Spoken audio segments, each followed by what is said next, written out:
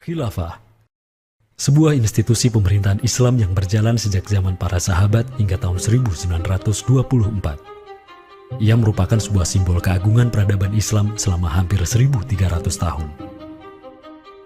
Setelah hampir seabad pasca keruntuhannya, kini ia kembali mencuat sebagai isu yang begitu hangat di tengah masyarakat. Belahan dunia timur dan barat membicarakannya, tak terkecuali di Indonesia.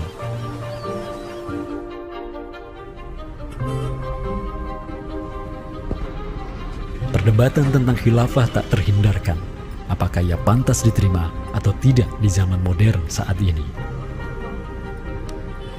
Kita tahu khilafah atau kehilafahan Islam itu di Nusantara bukan hal yang baru. Ya, sudah ada hubungan relasi antara kesultanan-kesultanan dan kerajaan Islam Nusantara dengan kehilafahan di Turki Utsmani atau wilayah Arab secara keseluruhan itu sejak abad ke-7.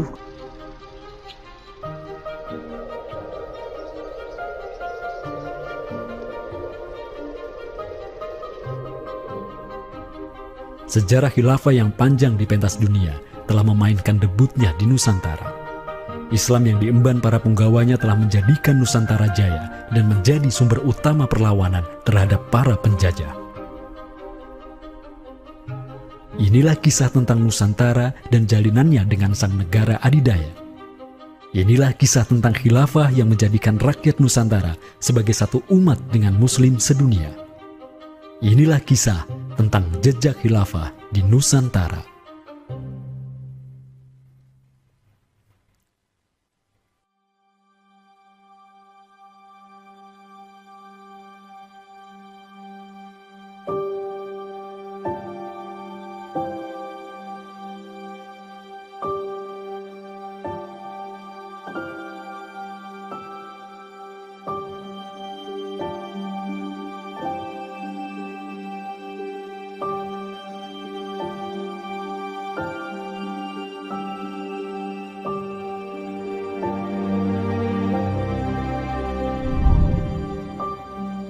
Senin, 12 Rabiul Awal tahun 11 Hijriah, bertepatan dengan tahun 632 Masehi. Seluruh langit dunia dirundung mendung. Semua orang di Madinah menundukkan wajahnya, kosong pandangan seraya bercucuran air mata. Di pagi itu, kabar duka menyeruak ke seluruh negeri. Rasulullah Sallallahu Alaihi Wasallam wafat. Pada saat Rasulullah SAW wafat, Abu Bakar itu berkhutbah. Abu Bakar mengatakan begini, Ya ayuhan nas, inna Muhammadan qad mata, wala budda lihada dini man yakumu bihi. Kata Abu Bakar begitu. Wahai manusia, sesungguhnya Muhammad sudah wafat, dan urusan agama ini harus ada yang mengurusnya. Setelah Abu Bakar menyampaikan demikian, para sahabat pun segera bersepakat untuk mencari dan memilih Khalifatur Rasulillah, seorang pengganti Nabi, untuk menjaga agama dan menjalankan urusan dunia. Mereka bahkan lebih menyegerakan urusan ini ketimbang menyegerakan pemakaman jasad Rasulullah SAW yang mulia, menandakan bahwa urusan kepemimpinan untuk kaum muslimin pasca wafatnya Nabi merupakan perkara yang amat mendesak. Karena itu Sayyidina Umar juga mengatakan, La islama illa bil jamaah, wala jama'atan illa bil imarah, wala imaratan illa bit ta'ah.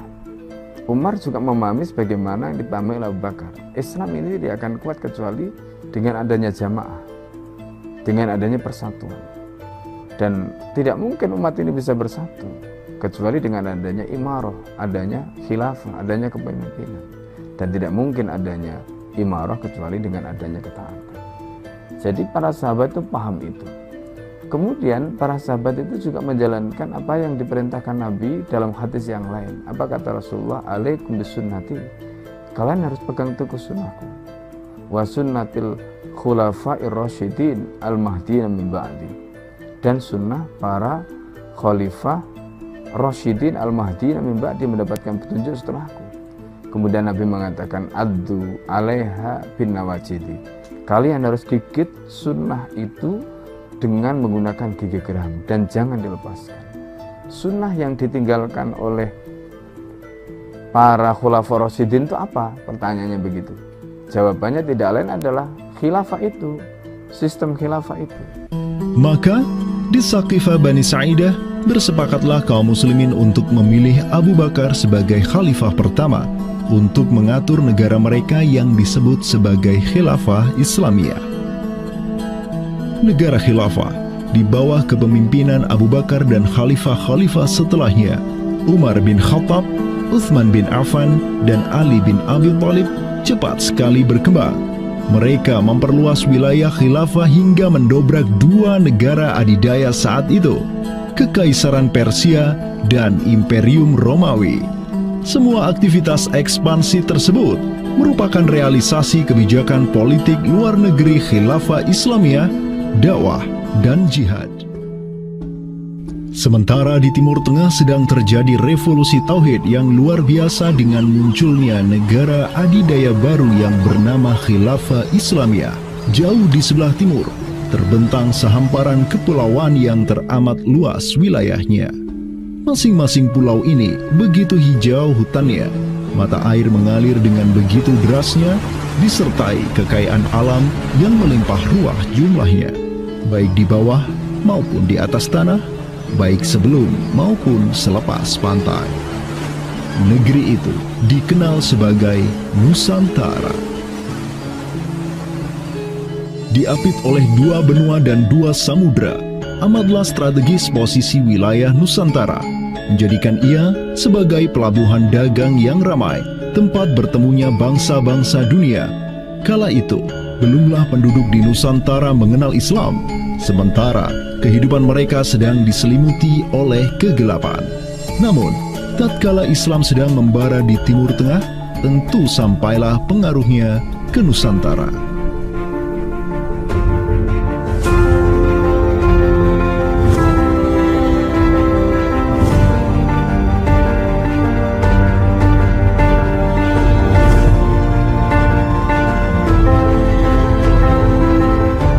Saya ingin mengutip apa yang pernah dinyatakan oleh Buya Hamka ya di dalam buku beliau dari Perbendaharaan Lama, termasuk juga buku beliau yang judulnya Sejarah Umat Islam, yang beliau menyatakan bahwa sesungguhnya teori yang kita tahu bahwa Islam masuk ke Nusantara itu berasal dari Gujarat pada abad ke-12 sampai 15 Masehi, itu sebetulnya tidaklah tepat sepenuhnya. Karena apa? Karena Buya Hamka memiliki pandangan ataupun penjelasan terkait dengan kapan sesungguhnya Islam masuk ke Nusantara, ke Indonesia. Beliau menyatakan bahwa Islam masuk ke Nusantara itu jauh sebelum teori Gujarat.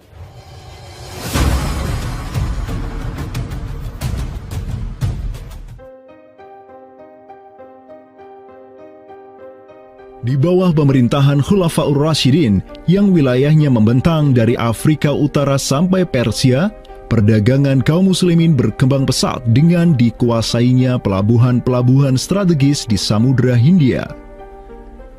Hubungan diplomatik dan komersial pun terjalin dengan sejumlah kerajaan dari India sampai Cina. Sui Tang Xiu, sebuah kronik kuno dari dinasti Tang di Cina mencatat, telah datang serombongan utusan khilafah ke hadapan penguasa Cina di tahun 651 Masehi, di mana tahun tersebut merupakan masa Khalifah Utsman bin Affan.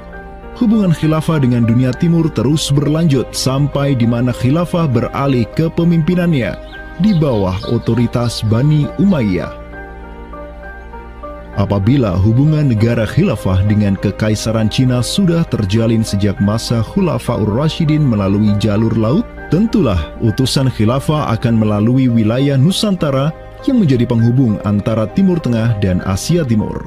Dan di ujung paling barat wilayah Nusantara, terdapat pulau besar yang kala itu dikenal oleh bangsa Arab sebagai Sribuza, pelafalan mereka untuk menyebut kerajaan Sriwijaya.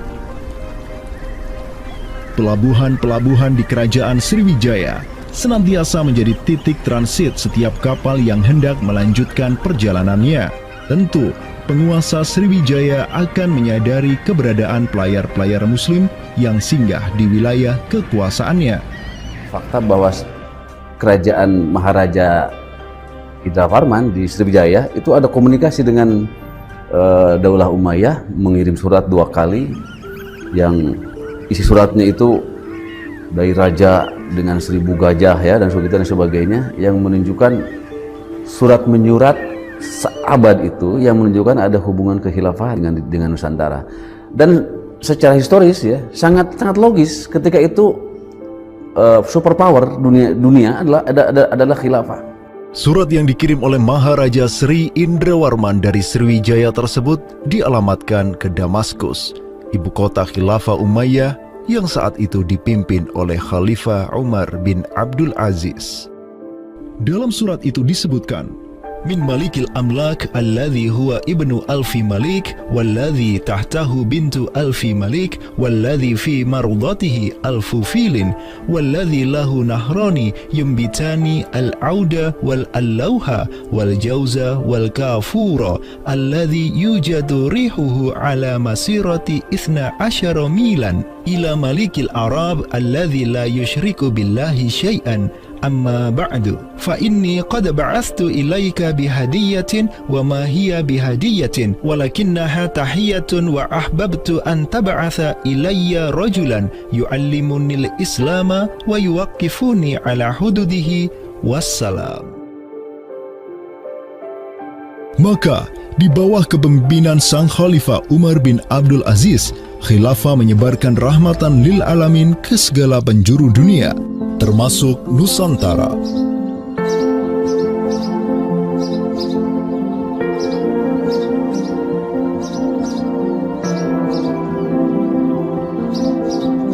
Seperti sekarang Amerika atau Eropa kan, ada hubungan dengan semua negara karena dominasi politik, ekonomi mereka, budayaan dan sebagainya. Saat itu penguasa dunia atau superpower adalah dunia Islam, institusi politiknya khilafah, maka sangat logis kalau ada relasi dengan berbagai semua negara.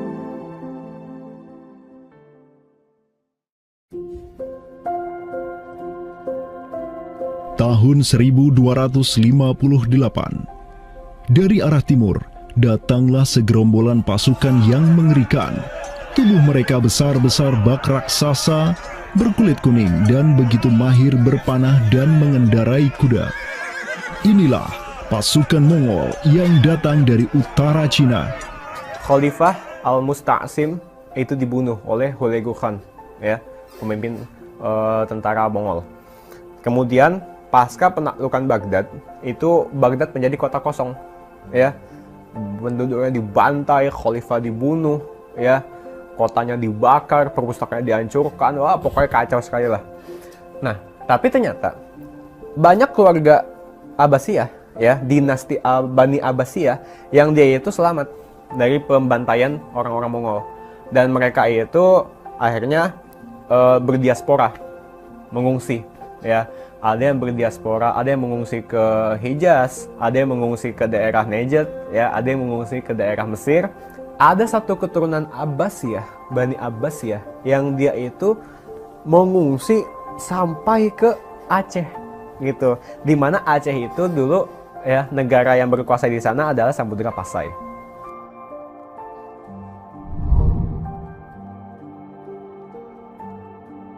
Terdapat 3 orang Bani Abbasiyah yang diketahui dimakamkan di Aceh, yakni yang pertama Sodrul Akabir Abdullah bin Muhammad Al-Abbasi, keturunan Khalifah Al-Musta'sir Billah. Kedua, istrinya Siti Rahiman binti Malikul Mu'azzam, dan ketiga, anaknya Sodrul Akabir Yusuf bin Abdullah Al-Abbasi. Mereka bertiga dimakamkan di kompleks yang sama.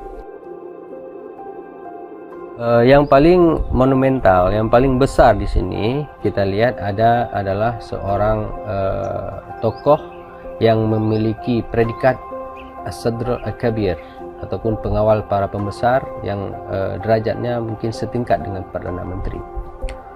Beliau bernama Abdullah bin Muhammad bin Abdul Qadir bin Abdul Aziz bin Al-Mansur Abi Ja'far Al-Abbasi, yang mana genetika beliau yang daripada Al-Mansur ini sendiri yang merupakan kakek buyut daripada Abdullah ini adalah seorang khalifah dari Bani Abbasiyah. Bani Abbas ini yang terkubur di Aceh, ya, Lok Sumawe ini, ayahnya ini, ya, Muhammad bin Abdul Qadir. Ternyata dia itu dicatat oleh Ibnu Battuta, ya, dicatat oleh Ibnu Battuta dalam rihlahnya kitab Tuhfatun Nazar, ya. Nah, dia itu ayahnya Abdullah bin Muhammad Sodrul Akabir yang di Pasai itu menjadi gubernur, ya, menjadi gubernur di mana, di daerah India, gitu, dicatat oleh Ibnu Battuta, gitu, ya. Dan Ibnu Battuta mencatat sultan-sultan di India itu begitu hormat, ya, begitu taat, dan mereka itu memuliakan keturunan Khalifah Abbasiyah ini, ya, keturunan Khalifah Al-Mustansir billah, begitu. Nah, ini mengindikasikan bahwasanya apa? Sultan-sultan India itu begitu memuliakan, dan mereka itu dalam satu riwayat lain juga membaiat Khalifah Abbasiyah yang ada di Mesir. Sementara sultan-sultan di India, ya, Kesultanan Islam di India itu punya hubungan erat dengan Samudra Pasai, begitu. Nah, di sini kita bisa menduga kuat bahwasanya Samudra Pasai itu juga berbaiat kepada Khalifah Abbasiyah. Samudra Pasai pada masa itu berbaiat kepada dinasti sebelum Utsmaniyah berkuasa, yaitu kita menduga dan meyakini hal tersebut sesuai fakta-fakta yang kita temukan di lapangan bahwa Madinatul Sumatera ataupun Jaziratul Jawi, Samudra Pasai itu berbaiat langsung kepada dinasti Abbasiyah. Sultan Zainal Abidin bin Ahmad bin Malikus Zahir bin Malikus Saleh, penguasa Pasai di masa Sodrul Akabir Abdullah Al-Abbasi hidup, menyatakan baiatnya kepada Khalifah Al-Mutawakkil 'alallah di Kairo di awal abad ke-15. Begitu pula sebelumnya, Sultan Muhammad bin Tughluk di Delhi diikuti oleh Sultan Jalaluddin Muhammad dari dinasti Raja Ganesh di Bengali dan penguasa dari dinasti Utsmaniyah di Turki, Sultan Bayazid pertama. Seluruh sultan di dunia Islam menyatakan baiatnya kepada Khilafah Abbasiyah semenjak gelombang badai Mongol berhasil dihentikan oleh pahlawan-pahlawan Mamluk. Pusat Khilafah Abbasiyah kini berpindah ke Kairo, Mesir, dan menjadi magnet kaum muslimin global.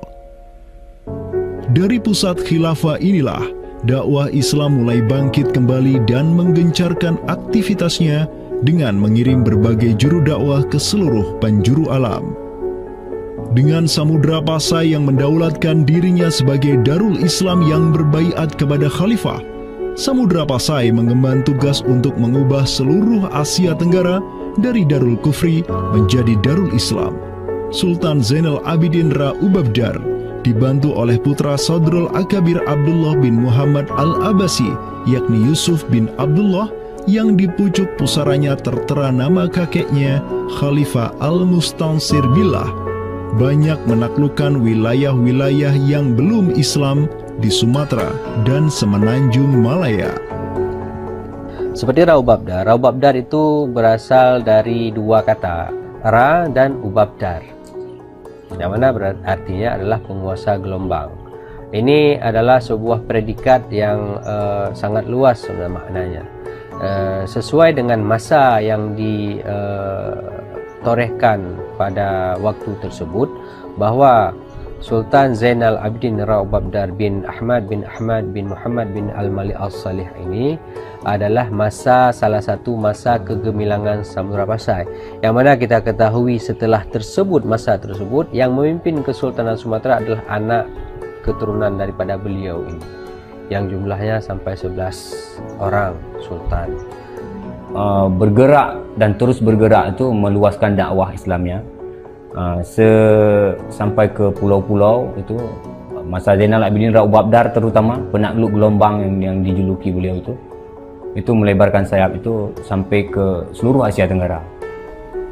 Digelarilah Sultan Zainal Abidin Pasai dengan sebutan Ra Ubabdar, bahasa Persia untuk gelar sang penakluk gelombang, karena dengan arungan pasukannya yang luar biasa di atas gelombang laut Nusantara, Ia membuka banyak sekali wilayah, seperti Malaka misalnya, di mana di sanalah Sultan Zainal Abidin Ra Ubabdar menempatkan putranya Sultan Mansur sebagai penguasa Darul Islam Malaka. Kesultanan Samudra Pasai banyak pula mengirimkan juru dakwahnya untuk meminta penguasa-penguasa Nusantara lain agar menerima Islam. Salah satu juru dakwah tersebut dikirim ke Jawa Timur, pusat pemerintahan rezim yang mendominasi wilayah Nusantara saat itu, Kerajaan Majapahit.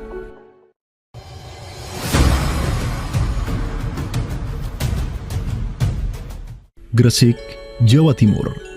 Di kota yang hanya berjarak 60 km dari Trowulan, ibu kota Kerajaan Majapahit, terbaring jasad mulia di atas pusara marmer yang begitu indah. Inilah kubur seseorang yang menginisiasi tegaknya Islam di tanah Jawa, Maulana Malik Ibrahim, yang kemudian dikenal sebagai Sunan Gresik. Malik Ibrahim adalah seorang yang berkedudukan tinggi di lingkaran kuasa Samudra Pasai, terlihat dari gelarnya yang bertajuk Umdatus Salatin wal Wuzara, pondasi para sultan dan wazir, di mana gelar tersebut adalah gelar untuk wakil Sultan Samudra Pasai, sebagaimana yang dicatat oleh Ibnu Batutah. Gelarnya yang lain seperti Burhanud Daulah Waddin, penerang negara dan agama, adalah gelar yang disematkan kepadanya selayaknya gelar-gelar yang diberikan Khilafah Abbasiyah kepada pejabat-pejabat penting daulah, sebuah gelar yang begitu politis sekaligus agamis.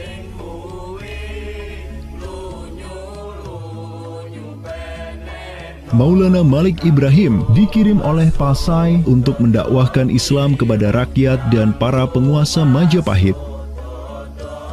Banyak orang-orang dari kesultanan ini, Kesultanan Samudra Pasai, yang itu berbaiat langsung ke khalifah, itu mengirim orang-orang atau orang-orang Pasai itu banyak bermigrasi ke daerah-daerah lain di Nusantara. Misalkan ya, kalau kita perhatikan makam tertua, ya, salah satu makam tertua di Jawa yang sekarang terletak di Gresik, siapa orangnya? Ya, pemilik makam ini itu adalah Maulana Malik Ibrahim. Maulana Malik Ibrahim, ya, kalau kita perhatikan makamnya yang di Gresik itu sama persis gayanya dengan apa? Dengan makam-makam yang ada di Pasai, begitu. Nah, ini merupakan bukti bahwasanya Sunan Gresik itu pernah ada di Pasai, ya, dan dia itu ya tahu sendiri lah, ya, bahwasanya Maulana Malik Ibrahim yang kemudian dikenal juga sebagai Sunan Gresik itu merupakan salah satu dari Wali Songo. Bersama kakek, paman, keponakan, cucu cicit dan murid-murid pilihannya yang kemudian disebut Wali Songo, Maulana Malik Ibrahim berdakwah di Jawa dan menyebarkan Islam di kalangan penduduknya. Mereka mendapat sokongan penuh dari negara yang berkuasa di Samudra Pasai, kesultanan yang berbaiat kepada Khilafah Abbasiyah. Dakwah mereka terus berkembang, perlahan namun pasti, dan mulai melumat persendian kuasa Majapahit yang mulai keropos akibat kekacauan internal mereka sendiri.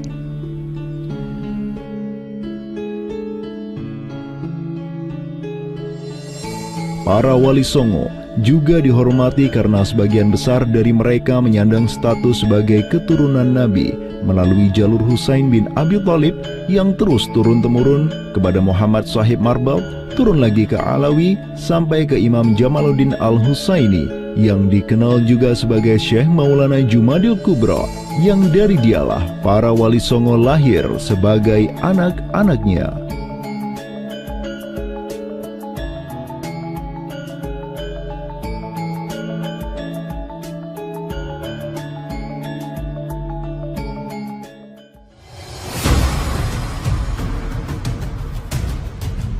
Bertolak dari Gresik, dakwah para wali menyebar ke kota-kota lainnya di Pulau Jawa, bahkan sampai keluar Jawa seperti Maluku, Ternate, Makassar, Kalimantan, dan sebagainya.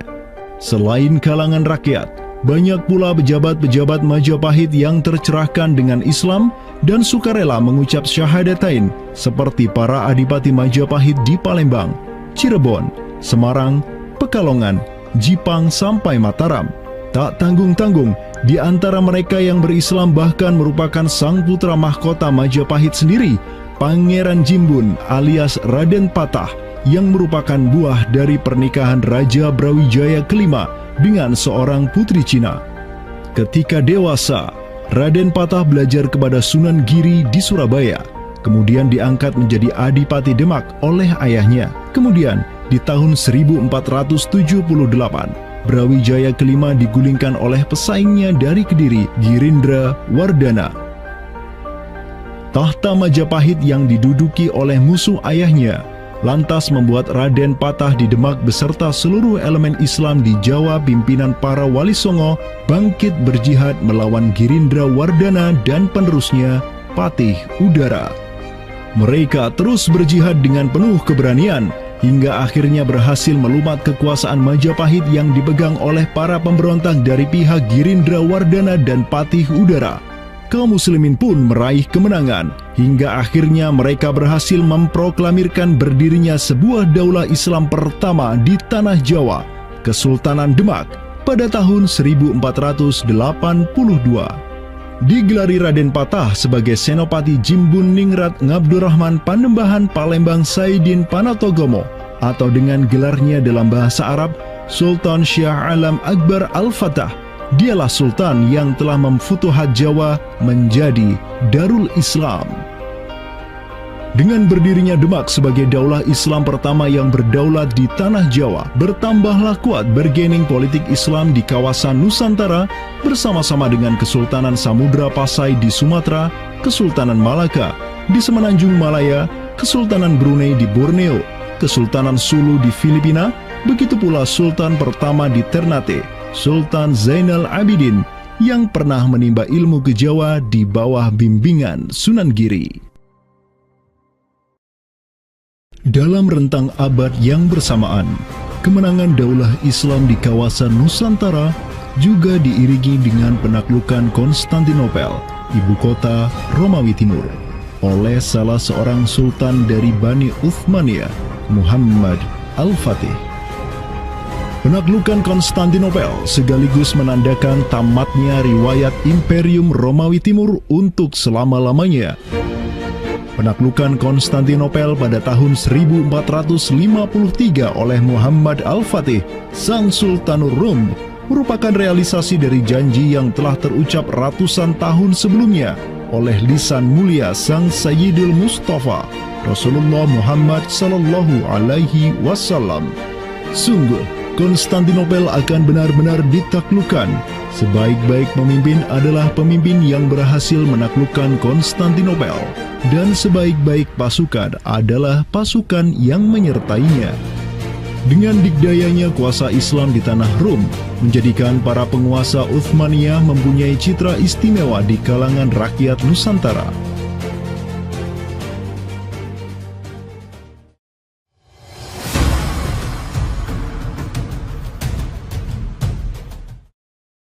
Namun demikian, dikala penaklukan demi penaklukan sedang digencarkan oleh tentara Islam mulai dari Rum sampai ke Nusantara, penaklukan yang sama juga digencarkan oleh tentara Kristen di ujung paling barat dunia Islam, Andalusia.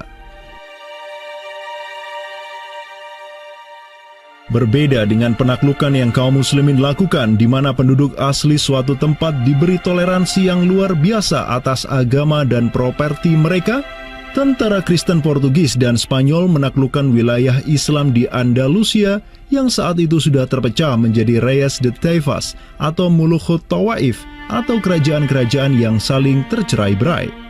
1492, kekuasaan Islam terakhir di Andalusia, Granada, berhasil ditaklukkan oleh suami istri yang menjadi penguasa Spanyol, Fernando de Aragorn dan Isabella de Castilla. Penaklukan kembali wilayah Andalusia menjadi negara Kristen yang mereka sebut Reconquista telah menyebabkan populasi kaum muslimin di sana tersapu bersih, entah karena diusir, dimurtadkan, atau dibunuh. Selain Reconquista, kaum Kristen Spanyol dan Portugis juga mempunyai motif ekonomi untuk menjadikan diri mereka kaya, yakni dengan mencari jalur rempah di Samudra Hindia yang saat itu merupakan potensi sumber daya alam yang luar biasa. Program mereka untuk mencari rempah di Samudra Hindia mereka sebut sebagai Estado da India. Kita sering dengar dengan istilah 3G gitu kan. Glory, Gospel, dan Gold gitu kan. Jadi ya mereka ingin ekspansi, mereka ingin menyebarkan misi agama mereka, dan mereka juga ingin mencari gold. Goldnya sini adalah justru adalah rempah gitu kan. Begitulah betapa berharganya rempah pada saat itu, sampai 1 gram pala dihargai dengan 2 gram emas gitu kan. Paus Alexander ke-6, pemimpin kaum Kristen saat itu, begitu mendukung hasrat Portugis dan Spanyol untuk menjelajah dunia dan menyebarkan Kristen. Maka, berangkatlah gelombang penjelajah Portugis yang disertai pasukan dan senjata untuk menaklukkan dunia Islam di Samudra Hindia. Di bawah pimpinan Alfonso de Albuquerque, armada Portugis berhasil menaklukkan Goa di India pada tahun 1510. Dan setahun kemudian, berhasil sampai ke Malaka, merebut pelabuhan strategis itu dari Sultan Mahmud Syah yang memerintah tempat tersebut. Dengan bercokolnya Portugis di Nusantara, dimulailah babak baru sejarah Islam di kawasan ini.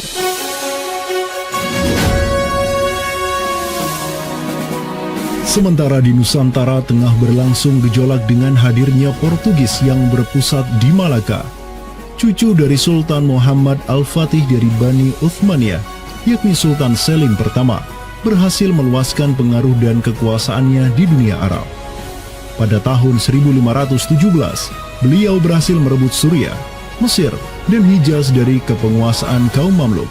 Khalifah Al-Mutawakkil 'alallah ketiga dari Bani Abbasiyah beserta Syarif di Makkah kini menyerahkan kepemimpinan umat Islam sedunia dan pelayanan 2 kota suci kepada Sultan Salim pertama, penguasa Uthmaniyah yang bukanlah mereka berdarah Arab. Perlu dicatat bahwa penjelasan tentang Al-A'immatu fi Quraisyin itu, kalau kita merujuk kepada kitab Ar-Rawdah, Rawdatul Talibin wa Umdatul Muftin, memang ada hal yang menarik di sini. Di satu sisi ada mengatakan bahwa syarat khalifah itu harus Quraisy. Tetapi Imam Nawawi sepakat ketika katakanlah dari Quraisy tidak ada, terus diambilkan dari mana? Maka kemudian disebutkan di situ ya di luar Quraisy, bisa dari bani ini itu yang disebutkan di dalam kitab Allah.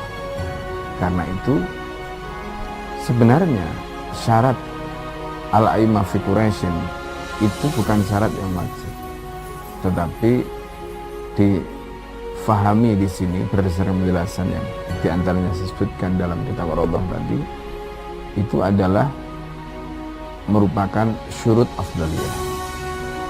Maka semenjak tahun 1517, kepemimpinan khilafah beralih ke Bani Uthmaniyah. Selim pertama dan anak keturunannya kini didapuk sebagai Khalifatul Muslimin, Amirul Mukminin, Khadimul Haramain, Al-Ghazi fil Bahraini wal Bahraini, Zilullah fil Alam, Padisyah wa Khilafat Penah. Wilayah Khilafah Uthmaniyah terus merangsek Eropa, dan merekalah yang menguasai Laut Mediterania dan juga Laut Merah. Adapun Portugis yang bercokol di Samudra Hindia mulai ketakutan karenanya. Karena dengan munculnya Khilafah Uthmaniyah sebagai negara Islam yang adidaya, solidaritas Muslim sedunia akan bangkit kembali karena memiliki perisai kuat di sisinya. Ini erat kaitannya dengan hubungan dengan negeri kita, karena keimanan yang kemudian merekatkan ya dengan semangat akidah Islamiyah, semangat ukhuwah Islamiyah, menjadikan umat muslim yang ada di Timur Tengah dengan umat muslim yang ada di Nusantara Indonesia itu terjalin hubungan yang sangat erat. Karena kita tahu bahwa ada ayat Allah Subhanahu wa Ta'ala yang menyatakan innamal mu'minuna ikhwah. Sesungguhnya orang-orang beriman itu adalah saudara. Ketika ada saudara mukmin yang terzalimi, maka saudara mukmin yang lain itu punya kewajiban untuk membela. Demikian pula ketika muslimin Nusantara itu terzalimi dengan adanya penjajahan, dengan adanya imperialisme yang dilangsungkan oleh orang-orang kafir penjajah, baik itu oleh Portugis, Spanyol, Inggris, Prancis ataupun Belanda. Ya. Maka kemudian Muslim yang ada di Timur Tengah yang pada waktu itu masih memiliki kepemimpinan yang tunggal untuk seluruh dunia, yaitu khalifah, itu juga turut ya memperhatikan, turut mendukung, turut memperjuangkan pembebasan ataupun kemerdekaan bagi bangsa Muslim Nusantara. Kenapa? Ini semangat jihad di antara kaum Muslim yang dihubungkan dengan semangat keimanan atau akidah Islam yang tadi. Kenapa? Yang namanya mukmin itu adalah kal jasadil wahid, ya, satu tubuh. Ketika bagian tubuh yang lain itu teraniaya, maka tubuh yang lain pun punya kewajiban untuk membelanya ataupun juga ikut merasakan penderitaan yang dialami oleh bagian tubuh kaum Muslim yang lain.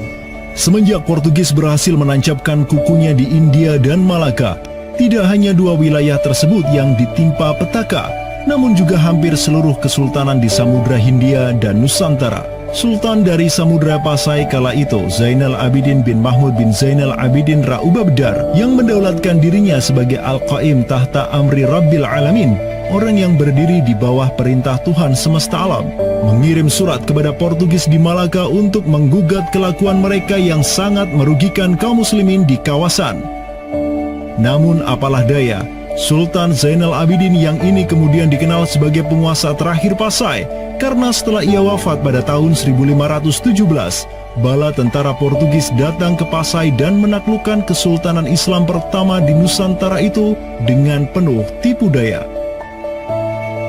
Tak hanya Pasai yang berhasil ditiadakan, Portugis juga mampu menahan serangan pasukan Islam dari Demak sampai sultannya Patiunus bin Raden Patah syahid di Lumat Muntahan Meriam Portugis pada tahun 1521. Dengan diplomasinya yang jelas, Portugis juga menjalin kerjasama dengan kerajaan Pajajaran di Jawa Barat pada tahun 1522. 2 tahun berikutnya, kota Blambangan, Panarukan, dan Kediri yang masih menjadi basis kekuatan Hindu di Jawa menawarkan kerjasama dengan Portugis. Maka, Portugis banyak sekali mendapat aliansi sesama kafir yang berada di berbagai wilayah di Nusantara untuk bersatu padu menghantam kekuatan politik Islam yang baru tumbuh di Pulau Jawa. Bahkan di Maluku pun Portugis berhasil menancapkan kuasanya semenjak tahun 1536. Berkaca pada kelakuan Portugis yang memerangi umat Islam di Samudra Hindia dan Nusantara, Sultan Sulaiman Al-Qanuni, sang Khalifah Uthmaniyah yang berkuasa sejak tahun 1520, menyatakan peperangan terbuka kepada penguasa Portugis yang berkedudukan di Lisbon, Dom Sebastião. Telah dilaporkan kepada saya bahwa jamaah haji dan para pedagang muslim yang datang dari India melalui laut telah dianiaya. Jika engkau masih membangkang, maka dengan bantuan Allah yang Maha Agung, kami akan melakukan segala yang diperlukan untuk memulihkan ketertiban di negeri-negeri itu, dan tiada guna lagi bagi engkau untuk memprotesnya.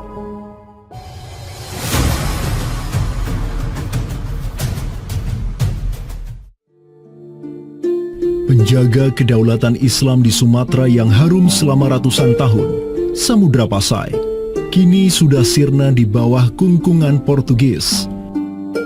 Namun, harapan kemenangan itu masih ada. Karena tak lama setelah itu muncul kekuatan baru yang terbit di ujung utara Sumatera, Kesultanan Aceh. Kita mengetahui bahwa Sultan Aceh yang pertama adalah Sultan Ali Mughayat Shah. Ya, beliau wafat tahun 1530. Dan ini merupakan masa yang bersamaan dengan Sultan Sulaiman Al-Qanuni dari Khilafah Utsmaniyah. Prestasi Sultan Ali Mughayat Shah telah dicatat dengan tinta emas sejarah. Kegemilangan Sultan Aceh pertama itulah yang direkam Syekh Ahmad Zainuddin Asy-Syafi'i Al-Malibari, yang merupakan murid dari ulama tersohor Ibnu Hajar Al-Haytami. Dalam kitabnya Tuhfatul Mujahidin fi Ba'di Akhbaril Burtukaliyin, Syekh Zainuddin Asy-Syafi'i menulis, dan mereka, orang-orang Portugis, semoga Allah mengalahkan mereka, mendatangkan berbagai barang dari negeri-negeri yang jauh. Mereka menjadi ramai dan bertambah banyak di kawasan. Para penguasa berbagai pelabuhan menuruti kehendak mereka sehingga mereka sepenuhnya menguasai pelabuhan-pelabuhan tersebut. Pelayaran hanya dapat dilakukan dengan jaminan keamanan dari mereka. Perdagangan dan kapal-kapal mereka bertambah banyak dan sebaliknya, perdagangan muslimin di luar kapal-kapal dan benteng-benteng yang mereka bangun makin merosot. Tiada seorang pun yang dapat merebut kota-kota pelabuhan itu selain Sultan yang mujahid, Ali Al-Ashi. Semoga Allah menerangkan kuburnya, karena Sultan Ali Al-Ashi lah yang telah membuka Sumatera dan menjadikannya Darul Islam. Semoga Allah membalas kebaikannya untuk kaum muslim dengan sebaik-baik balasan. Kalau kita perhatikan makam Sultan Ali Mugoyatsyah, di situ ada kalimat menarik yang terpampang di inskripsi makamnya. Al-Ghazi fil barri wal bahri yansuruhullah. Ya. Bahwasanya Sultan Ali Mugoyatsyah itu juga dikenal sebagai Al-Ghazi, ya, petarung fil barri wal bahri.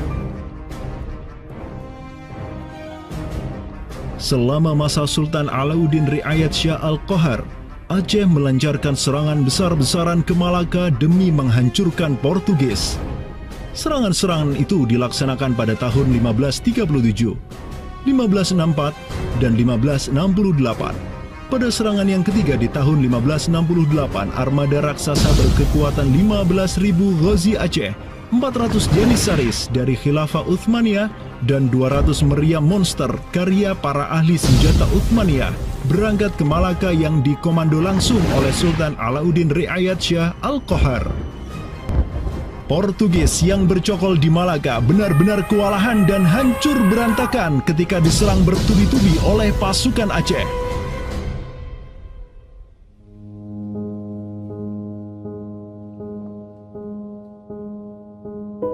Walau demikian, Portugis berhasil bertahan karena dibantu oleh sekutu-sekutunya dari Johor dan Kedah. Banyak korban yang berjatuhan baik dari pihak Aceh maupun pihak Portugis. Begitu pula ada beberapa Janissaris Uthmaniyah yang turut gugur dalam jihadnya di kawasan Nusantara ini. Ada satu daerah di kawasan Bandar Aceh ini, Bandar Aceh Darussalam itu Kampung Bitai. Itu tempat para tentara-tentara Turki syahid. Kemudian dimakamkan di Bitai.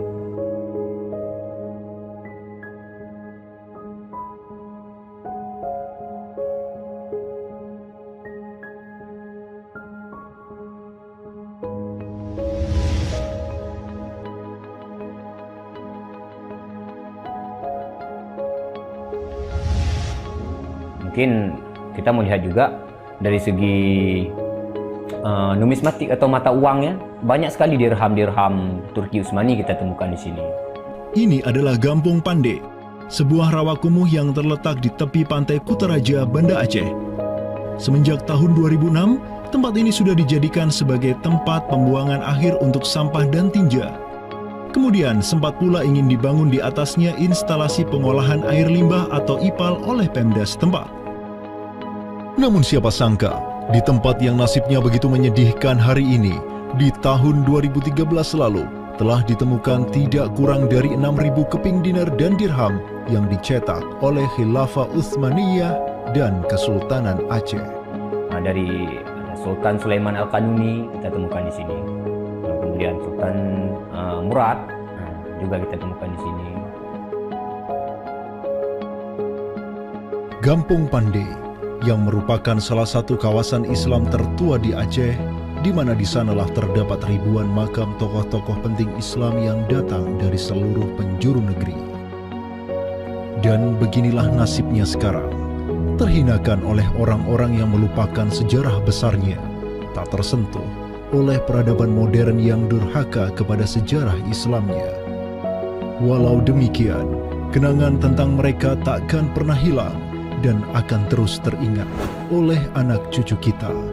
Mereka akan terus mengingat bahwa orang tua kita dahulu, para penguasa kita yang soleh dulu, pernah menyatakan baiatnya kepada Amirul Mukminin, khalifahnya umat Rasulullah Sallallahu Alaihi Wasallam.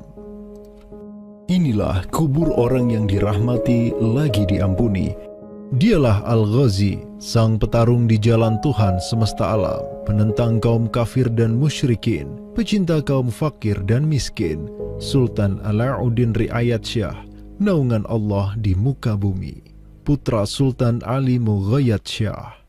Semoga Allah menyiramkan rahmat ke atas pusaranya dan menjadikan surga tempat kediamannya.